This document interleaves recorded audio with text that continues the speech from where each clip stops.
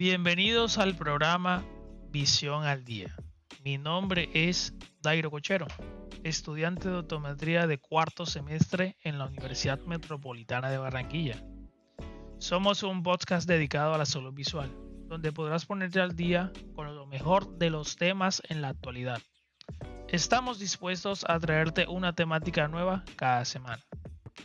Hoy hablaremos de un tema muy interesante. Hablaremos sobre la sensibilidad al contraste. Bienvenidos, queridos oyentes. Mi nombre es Wilker Viloria. Soy actualmente estudiante de optometría de cuarto semestre en la Universidad Metropolitana de Barranquilla, junto a mi compañero Dairo. Para entrar en contexto sobre el tema, debemos tener claro a qué se refiere con qué es sensibilidad al contraste. Esta se define como la capacidad de discriminar diferencias de iluminación entre áreas adyacentes, cuyo umbral se estima como la menor cantidad de contraste que se hace para lograr esta distinción. Ahora, en otras palabras, la sensibilidad al contraste representa el menor contraste que el sistema visual puede detectar y ha sido demostrado su valor como elemento diagnóstico en el estudio de los mecanismos visuales. Para complementar lo que dijo mi compañero Dairo, tenemos que tener en cuenta que el contraste es una dimensión espacial que se refiere a la transición entre ver algo claro y ver algo oscuro. Esto es una característica que se nota por un borde o límite en una imagen que delinea la existencia de un patrón u objeto. Chicos, no se les olvide, la sensibilidad al contraste es una medida muy importante de la función visual, especialmente en situaciones de poca luz, niebla o resplandor, cuando por lo general el contraste entre los objetos y su fondo se reduce. Conducir de noche es un ejemplo de una actividad que requiere una buena sensibilidad de contraste para mayor seguridad. Incluso si usted tiene una agudeza visual 20/20, puede padecer de afecciones oculares o de salud que puedan disminuir su sensibilidad al contraste y hacerle sentir que no está viendo bien. Bueno, compañeros, en general se ha considerado que la sensibilidad al contraste es una herramienta mucho más efectiva que la agudeza visual para pacientes con ambliopía, y se observa que muchas veces la pérdida de visión estimada con SLEN no representa realmente el grado de severidad real, como lo hace el test de sensibilidad al contraste. Dentro de la temática se encuentra el contraste de Weber. Este se define como la diferencia de iluminación de un objeto y su fondo dividido por el brillo de los dos.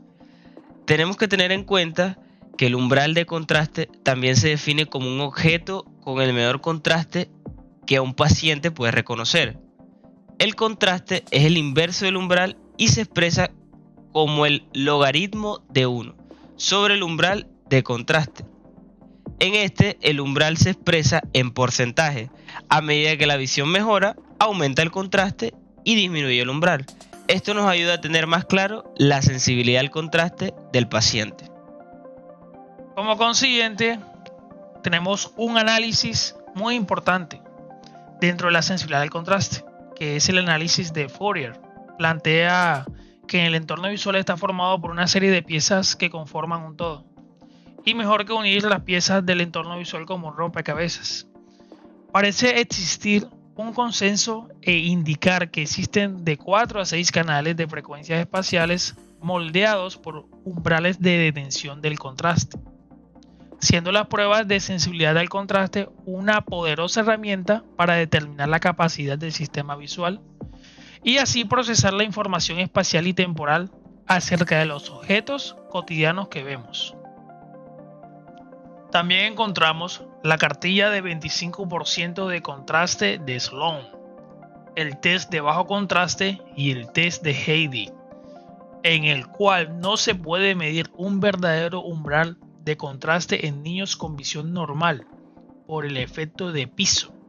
Esto significa que la mayoría de niños de todas las edades respondieron correctamente al más bajo contraste, mientras que los símbolos de ley de bajo contraste medidos a 28 centímetros dan una información más útil para predecir del desempeño de niños con baja visión.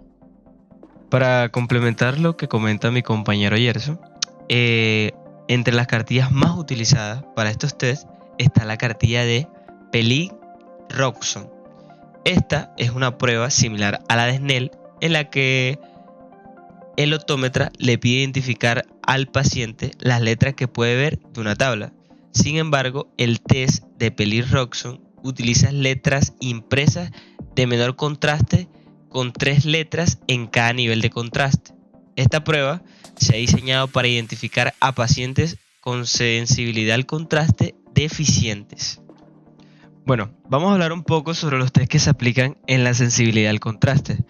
Existen 2 formas básicas de valorar el contraste: por medio de rejillas de enrejado o por medio de letras de contraste decrecientes.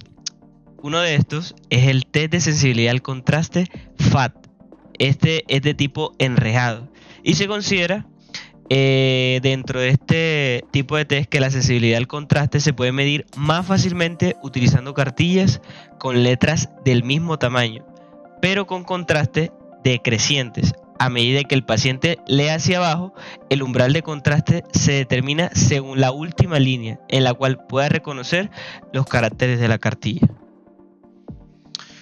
Es por eso que cada vez más se utiliza la medición de sensibilidad al contraste en el estudio y seguimiento de diversas patologías o alteraciones como el desenfoque, enfermedades corneales, cataratas, lentes intraoculares, procesos de envejecimiento ocular, patologías retinianas, lentes de contacto e incluso ojo seco.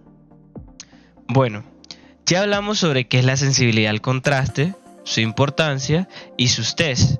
Para concluir el tema de hoy, es muy importante aclarar que el desarrollo de la sensibilidad al contraste en niños tiene una maduración importante los 3 primeros meses de edad, hacia la mayoría de las frecuencias espaciales, logrando una función de sensibilidad al contraste equiparable con la del adulto, aproximadamente a los 6 meses de edad, puesto que influye directamente en la calidad de la visión a la hora de analizar el estado visual de una persona. No podemos fijarnos solamente en si tiene o no una buena agudeza visual, sino que tenemos que medir otros parámetros, entre ellos la sensibilidad al contraste.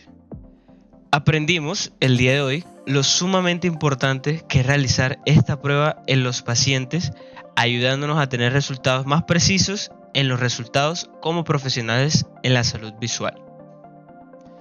Esto es todo por hoy, queridos oyentes. Los esperamos la próxima semana en Tu Visión al Día. Gracias por sintonizar con nosotros el día de hoy.